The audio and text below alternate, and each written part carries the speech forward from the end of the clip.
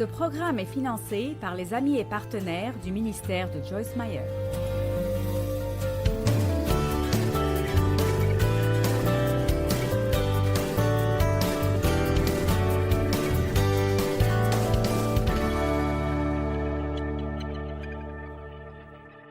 « 2 Timothée chapitre 1, verset 7.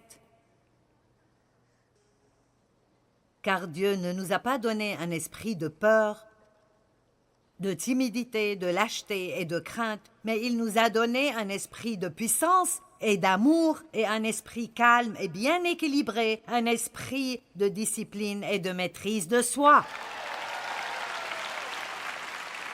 Alors, comprenons cela. Dieu nous a donné un esprit. L'esprit de Christ est un esprit calme et bien équilibré. L'esprit de la chair est celui qui est susceptible. Et nous avons un esprit de discipline et de maîtrise de soi. Donc, que tout le monde dise « j'ai de la discipline et j'ai de la maîtrise de soi et j'ai la paix et j'ai la sagesse et j'ai Jésus. » Maintenant, avec tout ça, comment votre vie peut-elle être engagée?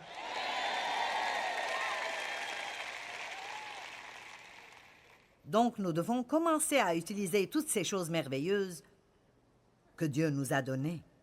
L'espérance, pour moi, est un stabilisateur réel dans notre vie, mentalement et émotionnellement. En fait, la Bible dit que l'espérance est l'encre de nos âmes. Et votre âme est votre esprit, votre volonté et vos émotions. C'est notre âme qui s'irrite. En fait, vous avez la paix dans votre esprit, vous avez la sagesse dans votre esprit, mais c'est notre âme qui s'irrite. Donc, ce que nous devons faire est de laisser ce qui est dans notre fort intérieur faire surface quand ces stresseurs viennent contre nous de l'extérieur. L'espérance est l'encre de nos âmes et elle est vraiment une attitude positive qui dit « Jésus va prendre soin de cela. Je crois que quelque chose de bien va arriver. Je crois que Dieu va en tirer le bien. » Satan veut que nous soyons sans espérance. Et en fait, le mot biblique pour le manque d'espérance est désespoir. Et le mot désespoir, si vous le définissez, signifie que nous sommes sans issue. Il n'y a pas moyen. Ça signifie être tout à fait sans issue et sans ressources, être sans espoir ou abandonné. Décidez d'avoir de l'espérance. N'attendez pas de vous sentir plein d'espoir. Ne restez plus au bord de la falaise et rappelez-vous de qui vous êtes en Christ. Dieu est pour moi. Il travaille sur cette situation. J'ai de l'espoir. Ça rend le diable furieux quand vous avez de l'espérance. En fait, la parole de Dieu dit que si vous êtes un prisonnier de l'espoir, Dieu vous donnera le double de ce que vous avez perdu ou abandonné. Il restaurera doublement votre ancienne prospérité. Tout ce que vous avez perdu, Dieu le restaurera double si vous êtes un prisonnier de l'espoir. Les prisonniers sont sous verrou dans quelque chose qu'ils ne peuvent pas quitter. Vous avez besoin d'être sous verrou avec l'espoir. Et n'importe combien les choses peuvent être mauvaises, vous continuez à dire « quelque chose de bon va m'arriver ». Et si vous faites ça, cela vous délivrera du stress. Dieu va arranger les choses. Nous devrons faire attention comment nous parlons, et je dois vous dire ça parce que vous pouvez vous parler jusqu'à devenir enragé, et moi aussi. J'ai partagé avec vous hier que quand Jésus était sur la croix, il a parlé pour 1 minute, et pendant 5 heures et 58 minutes, il était silencieux. Pouvez-vous imaginer certaines des choses que nous aurions dites si nous étions sur cette croix? Allez! Nous ferions mieux d'être contents qu'il ait envoyé Jésus au lieu de l'un d'entre nous. N'ai-je pas raison? Plus vous parlez, plus vous vous irritez vous-même. Combien d'entre vous croient cela? Plus vous parlez, plus vous vous irritez vous-même. Donc, dites des paroles d'espérance. Dieu va arranger les choses. Quelque chose de bien va en sortir. Je refuse d'arrêter d'espérer. 2 Corinthiens 4:8. Nous sommes pressés de toutes parts, opprimés de toute manière, mais non pas écrasés, désemparés, inquiets et en perplexité, ne trouvant pas d'issue, mais non pas abattus ou désespérés. Donc Paul avait beaucoup de causes de stress dans sa vie, et pourtant il dit que nous sommes toujours pleins d'espoir. Quand ils étaient en prison à minuit, ils chantaient encore. Et c'était un tel témoignage au gardien qu'il a fini par recevoir le salut. Vous savez que quand vous gardez la paix et la joie au milieu de situations vraiment difficiles dans votre vie, c'est un témoignage aux autres personnes. L'un des plus grands témoignages que nous avons pour d'autres personnes est lorsque nous pouvons rester stables dans des temps difficiles. La Bible dit dans 1 Corinthiens 10:13, « Aucune tentation qui vient à votre rencontre n'est au-delà de ce que d'autres ont eu à faire face, et tout ce que vous devez vous rappeler est que Dieu ne vous laissera jamais tomber, et il ne laissera jamais personne vous pousser au-delà de vos limites. Il sera toujours là pour vous aider. » Que tout le monde dise « Quelque chose de bon va m'arriver ». Maintenant, je veux vous parler à propos de simplifier votre vie, car cela éliminera beaucoup de stress. Le monde est devenu tellement compliqué. La vie est devenue très compliquée, mais nous pouvons changer notre approche à la vie. Donc, 10 manières pour simplifier votre vie. Numéro 1. Débarrassez-vous du chaos.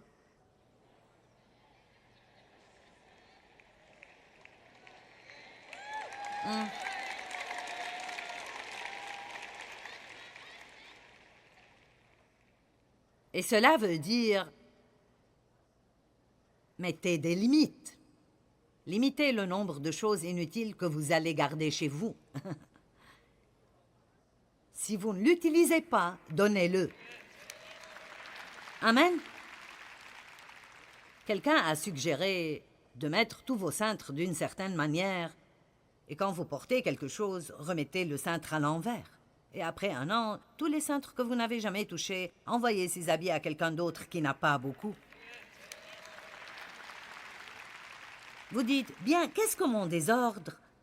Qu'est-ce qu'amasser des affaires ont à voir avec le stress? Ça a beaucoup à voir avec le stress, parce que si votre entourage a l'air chaotique et en désordre, vous allez vous sentir stressé.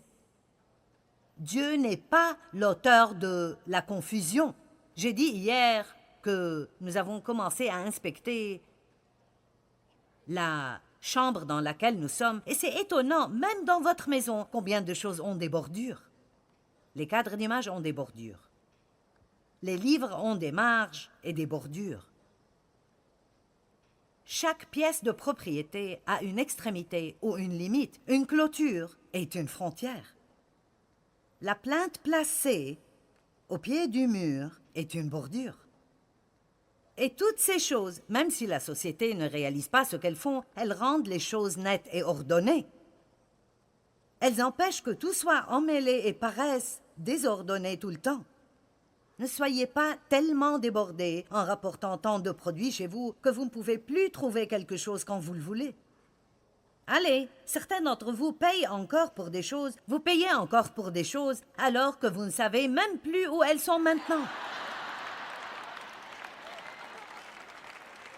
Amen. Vous ne savez même pas ce que vous avez fait avec.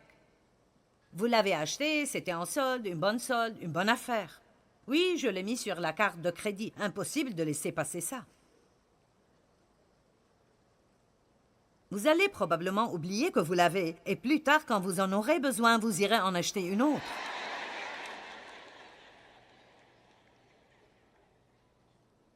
« 1 Corinthiens 14:33 Dieu n'est pas un Dieu de confusion et de désordre, mais de paix et d'ordre. Et s'il vous est difficile de vous débarrasser de vos trucs, amenez quelqu'un pour qu'il vienne et vous en débarrasse. »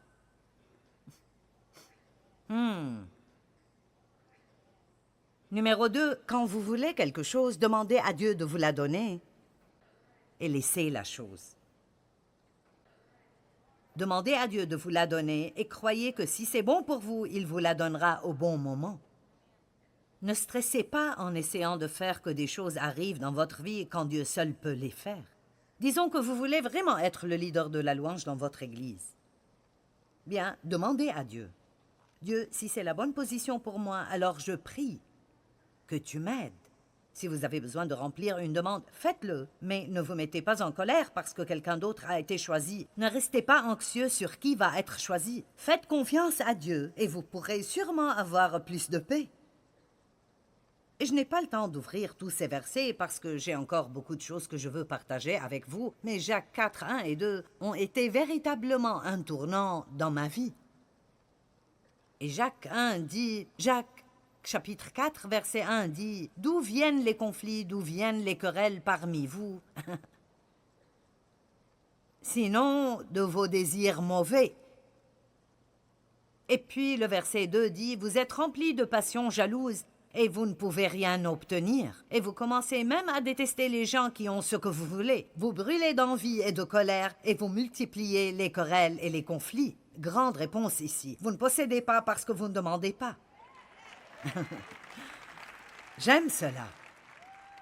Vous n'avez pas à essayer de faire que les choses arrivent dans votre vie. Vous pouvez demander à Dieu. Et si c'est bon pour vous, Dieu ouvrira la bonne porte au bon moment. Et nous pouvons même remercier Dieu s'il ne nous donne pas ce qu'on veut, en croyant qu'il sait mieux que nous ce qui est vraiment bon pour nous. Certains d'entre vous sont tous stressés à cause de quelque chose que vous voulez et vous essayez de l'obtenir et cela ne marche pas. Faites confiance à Dieu que si c'est bon, il vous le donnera. Une chose est sûre, si Dieu ne peut pas le faire, vous ne pouvez pas le faire. Amen. Je dis à Dieu parfois, « Dieu, si tu ne peux pas le faire, je ne pourrai pas le faire. » Je vais rester en paix et attendre que Dieu le fasse. Numéro 3, arrêtez d'essayer d'impressionner les gens. C'est un remède contre le stress. Mon Dieu, je serais morte de stress si j'étais là et je sentais comme si j'avais à impressionner tout le monde. Vous pouvez être sûr que ce que vous voyez et ce que vous aurez, c'est juste moi. Je suis la même partout où je suis. Sauf que je ne parle pas aussi fort quand je suis en public. Mais c'est l'un des meilleurs compliments que les gens qui me connaissent me donnent. Joyce est juste Joyce. Nous n'avons pas à impressionner les autres. Nous n'avons pas à prétendre pour d'autres personnes. Nous n'avons pas à nous comparer avec d'autres personnes. Nous n'avons pas à faire une compétition avec les autres. Soyez vous-même.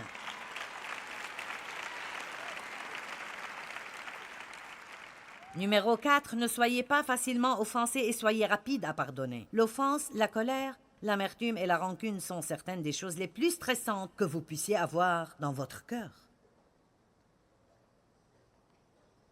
Numéro 5, quand vous péchez, admettez-le.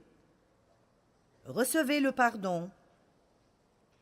N'oubliez pas qu'il n'y a pas de condamnation et continuez. Ne laissez pas les fautes d'hier ruiner aujourd'hui. Numéro 6, donnez la miséricorde plutôt que d'essayer de vous venger.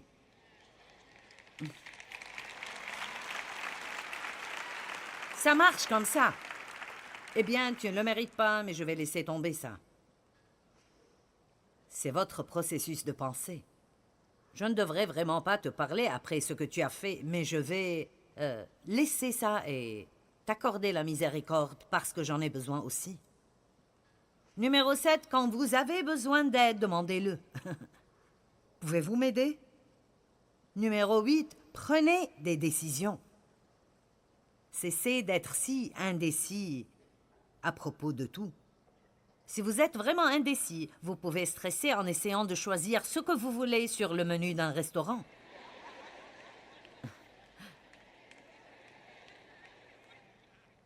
Numéro 9, ne soyez pas surengagé. Être engagé, mais non surengagé. Et voici une chose à faire. Avant de prendre tout engagement, réfléchissez bien à tout ce que ça vous demandera pour faire ce que vous avez dit vouloir faire.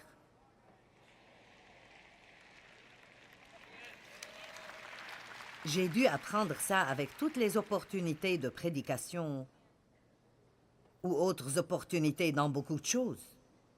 Je dis oui aux choses, mais j'ai appris que si je ne réfléchis pas au processus, c'est très facile de dire « Oh oui, oui, sûrement, amen, compte sur moi. » Et après, nous sommes « Ma vie me rend fou. » Vous savez, quand vous vous entendez plaindre tout le temps de votre vie, c'est un indicateur que vous devez faire un changement. Amen? J'ai dit que vous devez faire un changement. C'est un indicateur que vous avez besoin de faire un changement. Ça veut dire que vous devez faire un changement. Oh oui, je dois le dire plusieurs fois.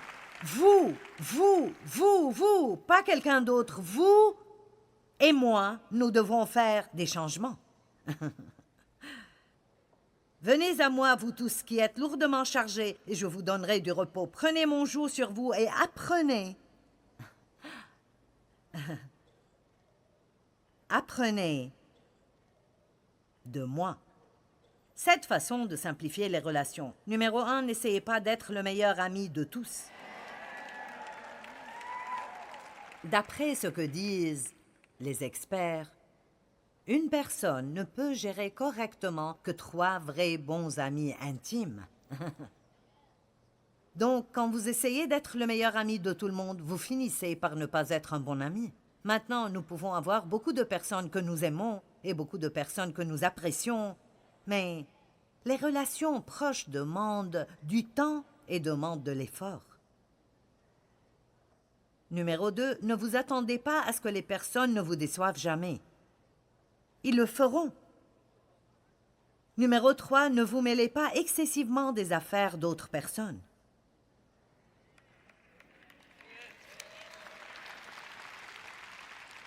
Vraiment, certains d'entre vous sont maintenant tous stressés à cause du problème de quelqu'un d'autre.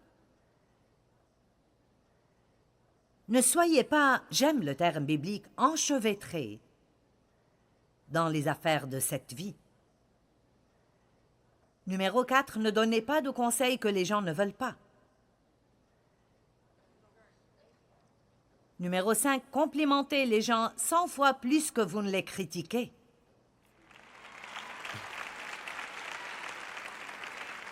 Numéro 6, dites « Je suis désolé ». Allez, pratiquez.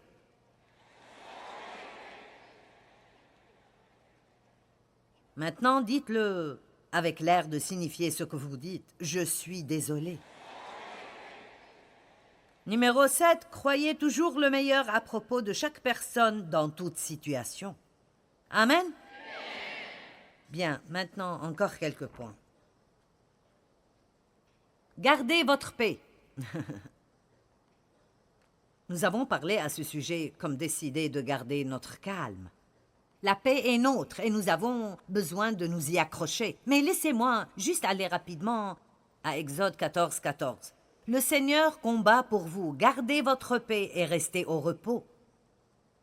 Wow! Job 13, 5. Ah, si seulement vous vous étiez tus. Ça aurait été pour vous la sagesse. Vous seriez passés pour des hommes sages. Ésaïe 26, 3. À celui qui est ferme dans ses intentions, tu assureras une paix profonde parce qu'il se confie en toi. L'anxiété fait tourner votre esprit autour et autour du problème. Mais quand vous considérez ce que Dieu peut faire dans votre situation, alors vous pouvez rester en paix. Et Philippiens 4, versets 4 à 7, nous dit de nous réjouir et d'être en paix. Réjouissez-vous toujours dans le Seigneur. Ne vous inquiétez de rien, mais en toute chose faites connaître vos besoins à Dieu. Et la paix de Dieu qui dépasse tout ce que l'on peut comprendre gardera votre cœur et vos pensées en Jésus-Christ. Donc la joie et la réjouissance réduisent le stress. Riez. Riez pour que le stress quitte. Riez pour une bonne santé physique. Vous dites, eh bien, il n'y a rien de drôle dans ma vie.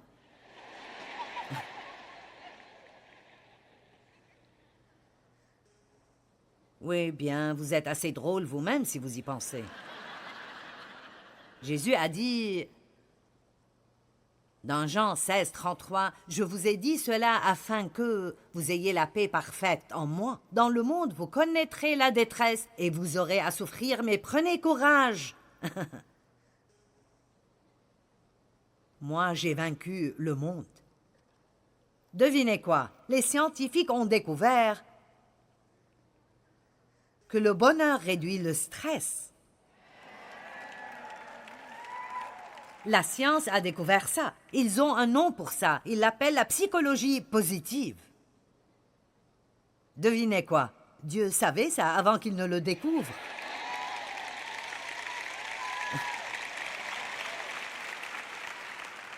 Honnêtement, je suis titillée avec tous les experts et tout ce qu'ils connaissent. Les scientifiques nous disent qu'une des 5 meilleures façons de réduire le stress est de faire quelque chose qui vous fait plaisir. Bonjour, je ne suis pas experte et je vous ai dit ça hier matin. Un cœur heureux est un bon remède. Vous savez, la joie peut venir de faire quelque chose que vous aimez faire. Amen. J'ai fait mon plan pour quand je vais rentrer chez moi. Vous voulez savoir ce que je vais faire les 2 jours qui viennent? Laissez-moi voir si je peux trouver où je l'ai mise. OK. Aujourd'hui, je vais quitter ici. Je vais prendre une tasse de café que quelqu'un va me faire dans quelques minutes. Je vais profiter de mon temps avec certains de mes collègues qui retournent avec moi. Oui, j'ai déjà décidé que je vais prendre plaisir en leur compagnie. Ce ne sera pas le temps de correction ni de parler de ce qui n'a pas bien été avec la conférence. Vous pouvez décider quand vous allez visiter des gens qui vous parentent, même si vous ne les aimez pas, que vous allez jouir de leur compagnie. La Bible dit qu'une femme doit jouir de son mari. Amen. Et j'ai déjà décidé que je vais rire à chaque fois que j'en ai l'occasion. Donc, tous ceux qui vont être avec moi, apprêtez-vous à être drôles.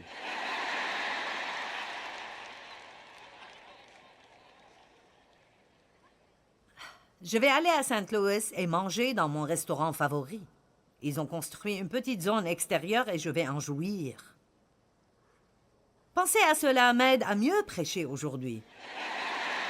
C'est vrai, honnêtement. Vous ne voulez pas museler le bœuf alors qu'il foule le maïs. Quand vous travaillez, vous devez penser à quelque chose que vous allez faire et qui vous fait plaisir. Bien, je n'ai pas le temps de me faire plaisir. Tout ce que je fais, c'est travailler et je n'ai pas d'argent pour me faire plaisir. Oh, arrêtez d'être un martyr. Certains d'entre nous ne faisons rien pour nous faire plaisir parce que si nous ne le faisions pas, nous ne pourrions plus nous plaindre. Wow, c'est bon, je vais dire cela et quitter la ville.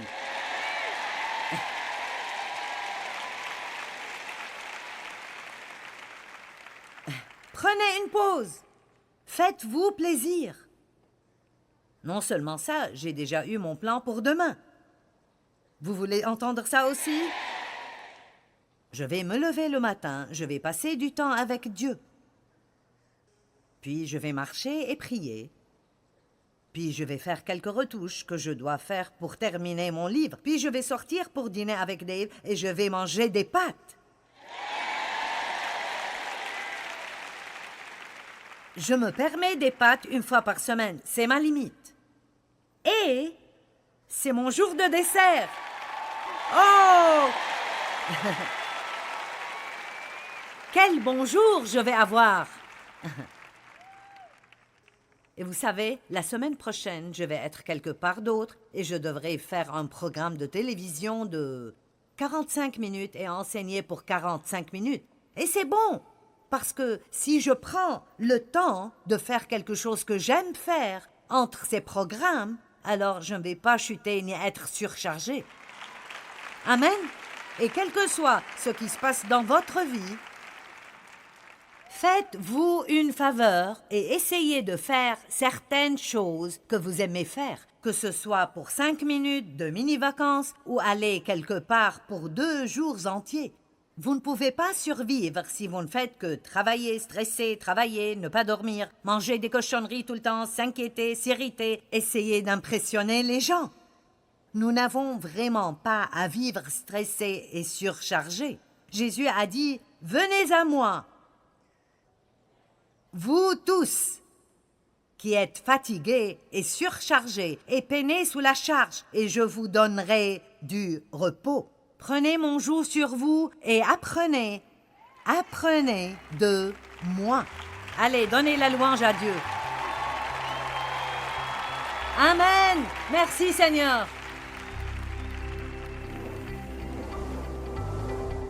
N'est-ce pas merveilleux de savoir que vous n'avez pas à vivre une vie remplie de stress? Dans Matthieu 11, 28 et 29, Jésus a dit « Venez à moi, vous tous qui travaillez dur et qui peinez sous la charge, et je vous donnerai le repos. Prenez sur vous mon joug et apprenez de moi, car je suis doux et humble de cœur, et vous trouverez le repos pour vos âmes. »